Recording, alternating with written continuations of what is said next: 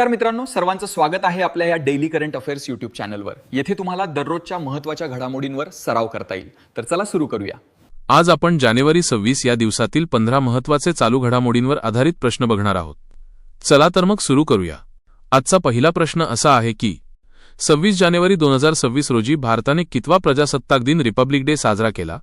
यासाठी खालील पर्याय आहेत: ए 75वा, बी 76वा, सी 77वा, डी 78वा। या प्रश्नाचे योग्य उत्तर आहे पर्याय सी 77वा। काही मुद्दे लक्षात ठेवा। 26 जानेवारी 1950 रोजी भारताचे संविधान अंमलात आले आणि भारत एक प्रजासत्ताक राष्ट्र बनले। 2026 मध्ये आपण आपल्या प्रजासत्ताकाचा 77वा वर्धापन दिन साजरा करत आहोत। नवी दिल्लीतील कर्तव्यपथ पूर्वीचा राजपथ येथे दरवर्षी मुख्य सोहळा आयोजित केला जातो, जिथे राष्ट्रपती ध्वजारोहण करतात। हा दिवस भारतीय लोकशाहीच्या सामर्थ्याचे आणि संविधानाप्रती असलेल्या आदराचे प्रतीक आहे। आता दुसरा प्रश्न बघूया। 26 जानेवारी 2026च्या प्रजासत्ताक दिन रिपब्लिक डे परेडसाठी मुख्य पाहुणे चीफ गेस्ट म्हणून कोणाला आमंत्रित करण्यात आले होते? यासाठी खालील पर्याय आहेत: A Emmanuel Macron, France, B Joe Biden, America, C Fumio Kishida, Japan, D Mohammed bin Zayed Al Nahyan, UAE। या प्रश्नाचे योग्य उत्तर आहे पर्याय D, Mohammed bin Zayed Al Nahyan. काही मुद्दे लक्षात ठेवा। Mohammed bin Zayed Al Nahyan हे संयुक्त अरब अमिरातीचे UAE राष्ट्राध्यक्ष आहेत। भारत आणि UAE मधील दृढ होत चाललेले धोरणात्मक आणि आर्थिक संबंध लक्षात घेऊन त्यांना हे निमंत्रण देण्यात आले होते। प्रजासत्ताक दिनाला परदेशी राष्ट्रप्रमुखांना आमंत्रित करण्याची परंपरा 1950 पासून पहिले पाहुणे इंडोनेशियाचे अध्यक्ष सुकर्णो सुरू आहे। या वर्षीच्या परेडमध्ये दोन्ही देशांमधील सांस्कृतिक आणि संरक्षण क्षेत्रातील मैत्रीचे दर्शन घडले। आता आपण तिसरा प्रश्न पाहूया। 26 जानेवारीच्या परेडमध्ये कोणत्या ड्रोन शक्तीचे प्रदर्शन करण्यात आले, जे भारत आणि अमेरिका यांच्यातील MQ-9 बीडेस कराराचा भाग आहे? यासाठी खालील पर्याय आहेत: ए प्रिडेटर ड्रोन, बी निशांत, सी रुस्तम, डी अग्नि-5। या प्रश्नाचे योग्य उत्तर आहे पर्याय ए प्रिडेटर ड्रोन। काही मुद्दे लक्षात ठेवा। MQ-9B प्रिडेटर किंवा सी गार्डियन हे जगातील सर्वात प्रगत मानवरहित विमान UAV मानले जाते। भारत आणि अमेरिका यांच्यातील संरक्षण कराराअंतर्गत हे ड्रोन्स भारतीय तिन्ही दलांच्या नौदल, वायुदल आणि लष्कर ताकदीत मोठी वाढ करणार आहेत। हे ड्रोन सलग 35 ते 40 तास हवेत राहू शकतात आणि शत्रूवर अचूक लक्ष ठेवून हल्ला करण्याची क्षमता ठेवतात। प्रजासत्ताक दिनाच्या परेडमध्ये याचे प्रदर्शन करून भारताने आपल्या आधुनिक संरक्षण सज्जतेचे दर्शन घडवले आहे। आता चौथा प्रश्न बघूया। 26 जानेवारी 2026च्या परेडमध्ये पहिल्यांदाच कोणत्या दलाचे सर्व महिला ऑल विमेन पथक सहभागी झाले होते? यासाठी खालील पर्याय आहेत: ए सीमा सुरक्षा बल BSF, बी सशस्त्र सीमा बल SSB, सी तिबेट सीमा पोलीस ITBP, डी वरीलपैकी सर्व। या प्रश्नाचे योग्य उत्तर आहे पर्याय डी वरीलपैकी सर्व। काही मुद्दे लक्षात ठेवा। 2026च्या प्रजासत्ताक दिनाची मुख्य थीम नारी शक्ती, विमेन एम्पॉवरमेंट ही होती। पहिल्यांदाच BSF, SSB आणि ITBP या तिन्ही निमलष्करी दलांच्या महिला तुकड्यांनी कर्तव्य पथावर एकत्रितपणे संचलन केले। या महिला सैनिकांनी मोटारसायकल स्टंट डेअरडेव्हिल्समध्येही आपले कौशल्य दाखवून सर्वांचे लक्ष वेधून घेतले। हे प्रदर्शन भारताच्या सैन्यदलात महिलांच्या वाढत्या सहभागाचे आणि महत्त्वाचे प्रतीक आहे। आता पाचवा प्रश्न बघूया। 26 जानेवारी 2026 रोजी प्रजासत्ताक दिनाच्या चित्ररथात टॅब्लो कोणत्या राज्याने आपल्या व्याघ्र प्रकल्पाचे आणि वन्यजीव संवर्धनाचे दर्शन घडवले? यासाठी खालील पर्याय आहेत: ए Maharashtra Tadoba, B Madhya Pradesh Bandhavgarh, C Uttarakhand Jim Corbett, D Tamil Nadu Mudumalai. या प्रश्नाचे योग्य उत्तर आहे पर्याय ए महाराष्ट्र ताडोबा। काही मुद्दे लक्षात ठेवा। महाराष्ट्र राज्याच्या चित्ररथाने यावर्षी ताडोबा अंधारी व्याघ्र प्रकल्प आणि तिथले जैवविविधता संवर्धन ही संकल्पना मांडली होती। या चित्ररथावर वाघांच्या प्रतिकृती आणि वनपरिक्षेत्रातील नैसर्गिक सौंदर्याचे दर्शन घडवण्यात आले। गेल्या काही वर्षांपासून महाराष्ट्र आपले चित्ररथ ऐतिहासिक आणि पर्यावरणीय विषयांवर आधारित सादर करत आहे, ज्याला राष्ट्रीय स्तरावर मोठी पसंती मिळते। आता सहावा प्रश्न बघूया। 26 जानेवारी 2026 रोजी कर्तव्य पथावर पार पडलेल्या परेडची मुख्य थीम विषय काय होती? यासाठी खालील पर्याय आहेत: ए विकसित भारत आणि भारत लोकशाहीची जननी, बी आत्मनिर्भर भारत, सी अमृत काळ, डी नारी शक्ती आणि तंत्रज्ञान। या प्रश्नाचे योग्य उत्तर आहे पर्याय ए विकसित भारत आणि भारत लोकशाहीची जननी। काही मुद्दे लक्षात ठेवा।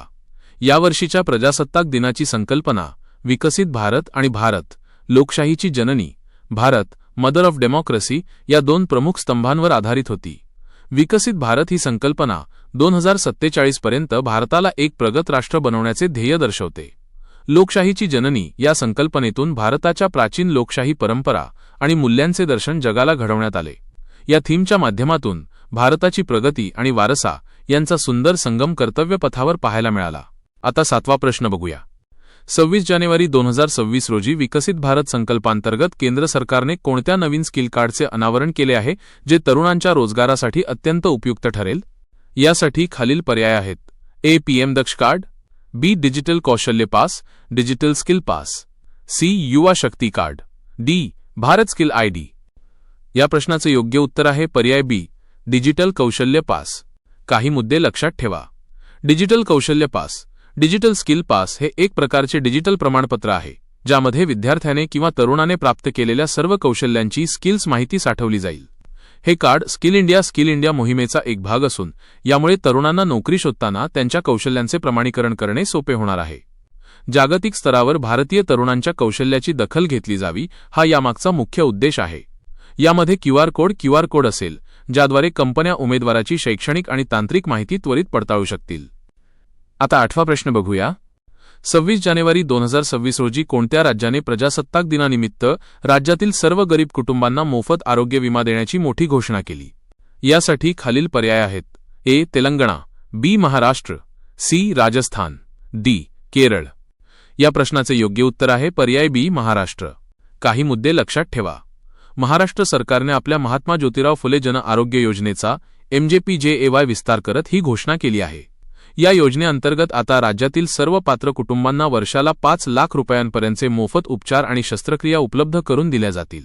आरोग्य संपन्न महाराष्ट्र घडवण्यासाठी आणि सामान्यांवरील उपचारांचा खर्च कमी करण्यासाठी हे एक महत्त्वपूर्ण पाऊल मानले जात आहे. या योजनेची अंमलबजावणी राज्यातील सर्व सरकारी आणि नोंदणीकृत खाजगी रुग्णालयांमध्ये प्रभावीपणे केली जाणार आहे. आता 9वा प्रश्न बघूया. 26 जानेवारीच्या परेडमध्ये भारतीय हवाई दलाने IAF कोणत्या विमानाद्वारे फ्लायपास्ट दरम्यान त्रिशूल फॉर्मेशन सादर केले? यासाठी खालील पर्याय आहेत. A. Rafale, B. Tejas, C. Sukhoi -30 MKI, D. Mirage 2000. या प्रश्नाचे योग्य उत्तर आहे पर्याय सी. Sukhoi -30 MKI. काही मुद्दे लक्षात ठेवा. सुखोई -30 MKI हे भारतीय हवाई दलाचे कणा मानले जाणारे बहुउद्देशीय लढाऊ विमान आहे.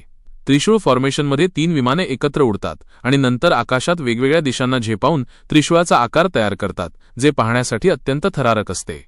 याव्यतिरिक्त परेडमध्ये राफेल विमानांनी वर्टिकल चार्ली हा चित्तथरारक स्टंट सादर करून कार्यक्रमाची सांगता केली. भारतीय हवाई दलाच्या या प्रदर्शनातून देशाच्या हवाई सुरक्षेची ताकद जगासमोर मांडण्यात आली. आता 10वा प्रश्न बघूया. जानेवारी 2026 मध्ये द कॉन्स्टिट्यूशन ऑफ होप हे पुस्तक कोणी प्रकाशित केले? यासाठी खालील पर्याय आहेत. ए. नरेंद्र मोदी, बी. द्रौपदी मुर्मू, सी. धनंजय चंद्रचूड, डी. जगदीप धनखड. या प्रश्नाचे योग्य उत्तर आहे पर्याय सी. धनंजय चंद्रचूड. काही मुद्दे लक्षात ठेवा. न्यायमूर्ती डी. वाय. चंद्रचूड हे भारताचे सरन्यायाधीश CJI आहेत. या पुस्तकात संविधानातील मानवी हक्क, न्याय आणि सामान्य नागरिकांच्या आशा आकांक्षांवर आधारित महत्त्वपूर्ण लेखांचा आणि भाषणांचा संग्रह आहे. प्रजासत्ताक दिनाच्या पार्श्वभूमीवर संविधानाचे महत्त्व अधोरेखित करण्यासाठी हे पुस्तक प्रकाशित करण्यात आले. लोकशाहीमध्ये न्यायव्यवस्थेची भूमिका आणि संविधानाचे बदलणारे स्वरूप यावर यात भाष्य करण्यात आले आहे. आता 11वा प्रश्न बघूया. 26 जानेवारी 2026 रोजी कोणत्या मंत्रालयाने सर्वोत्कृष्ट चित्ररथ बेस्ट टॅब्लो निवडण्यासाठी जनमत पीपल्स चॉईस पोल सुरू केला? यासाठी खालील पर्याय आहेत. ए. संरक्षण मंत्रालय मिनिस्ट्री ऑफ डिफेन्स, बी. गृह मंत्रालय, सी. सांस्कृतिक मंत्रालय, डी. पर्यटन मंत्रालय. या प्रश्नाचे योग्य उत्तर आहे पर्याय ए. संरक्षण मंत्रालय. काही मुद्दे लक्षात ठेवा. प्रजासत्ताक दिन परेडचे आयोजन दरवर्षी संरक्षण मंत्रालयाकडून केले जाते. लोकांचा सहभाग वाढवण्यासाठी MyGov पोर्टलच्या माध्यमातून हा ऑनलाईन पोल वोटिंग घेण्यात येतो. यामध्ये तज्ज्ञ समितीद्वारे निवडलेला विजेता आणि जनतेने निवडलेला विजेता असे 2 स्वतंत्र पुरस्कार दिले जातात.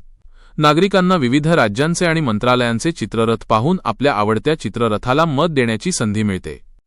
आता 12वा प्रश्न बघूया. 26 जानेवारी 2026च्या परेडमध्ये कोणत्या स्वदेशी बनावटीच्या आर्टिलरी गनने तोफ 21 तोफांची सलामी 21 गन सॅल्यूट दिली? यासाठी खालील पर्याय आहेत. A. 21 pounder gun, B. 75 millimetre field gun, C. 155 millimetre Dhanush तोफ, डी. वरीलपैकी काहीही नाही. या प्रश्नाचं योग्य उत्तर आहे पर्याय सी 155 मिलीमीटर धनुष तोफ. काही मुद्दे लक्षात ठेवा. धानुष ही पूर्णपणे भारतात विकसित केलेली 155 मिलीमीटर बाय 45 कॅलिबरची अत्याधुनिक तोफ आहे. यापूर्वी ब्रिटिश काळातील 25 पाऊंडर तोफा वापरल्या जात असत, परंतु आता आत्मनिर्भर भारत मोहिमेअंतर्गत स्वदेशी तोफांचा वापर वाढवण्यात आला आहे. 21 तोफांची सलामी ही राष्ट्रपतींना आणि तिरंग्याला दिला जाणारा सर्वोच्च लष्करी सन्मान आहे. धनुष तोफेला देसी बोफोर्स म्हणूनही ओळखले जाते, कारण तिची मारक क्षमता अत्यंत अचूक आणि प्रचंड आहे. आता 13वा प्रश्न बघूया. 26 जानेवारी 2026 रोजी राष्ट्रपतींनी किती शौर्य पुरस्कार गॅलंट्री अवॉर्ड्स प्रदान करण्यास मंजुरी दिली? यासाठी खालील पर्याय आहेत. ए 400 अधिक, बी 100, सी 80, डी 150. या प्रश्नाचे योग्य उत्तर आहे पर्याय ए 400 अधिक. काही मुद्दे लक्षात ठेवा.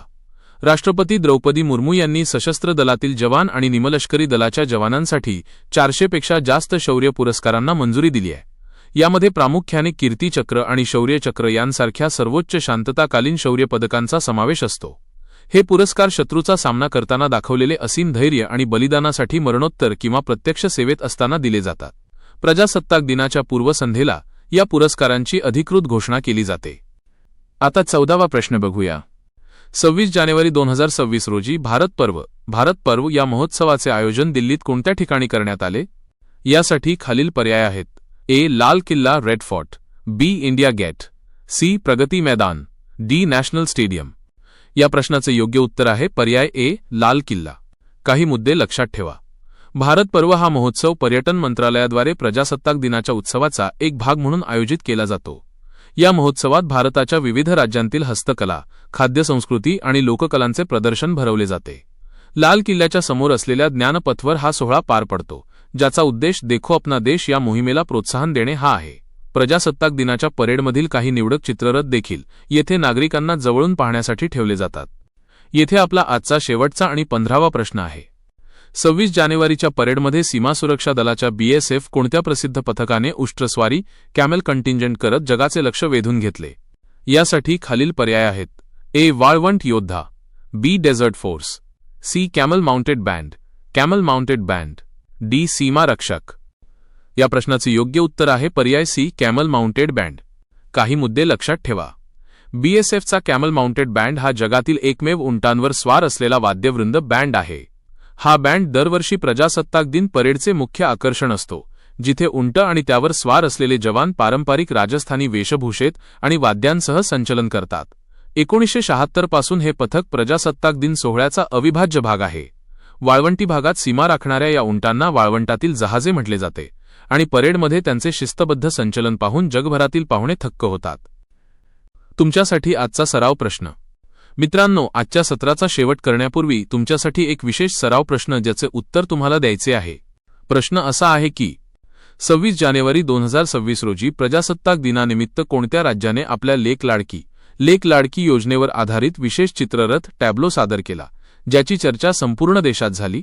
यासाठी खालील पर्याय आहेत. ए गुजरात, बी महाराष्ट्र, सी उत्तर प्रदेश, डी मध्य प्रदेश. या प्रश्नाचे उत्तर तुम्ही खाली कॉमेंट बॉक्समध्ये देण्याचा नक्की प्रयत्न करा. तर मित्रांनो, हे होते आजचे महत्त्वाचे 15 चालू घडामोडींचे प्रश्न. तुम्हाला हा व्हिडिओ कसा वाटला हे कमेंटमध्ये नक्की सांगा. जर तुम्हाला ही माहिती उपयुक्त वाटली असेल तर व्हिडिओला लाईक करा आणि तुमच्या स्पर्धा परीक्षेची तयारी करणाऱ्या मित्रांसोबत शेअर करा. अशाच रोजच्या चालू घडामोडींच्या अपडेट्ससाठी आपल्या डेली करंट अफेअर्स चॅनलला सबस्क्राईब करायला विसरू नका आणि बेल आयकॉनवर क्लिक करा. उद्या पुन्हा भेटूया नवीन प्रश्नांसह. तोपर्यंत अभ्यास करत रहा. धन्यवाद.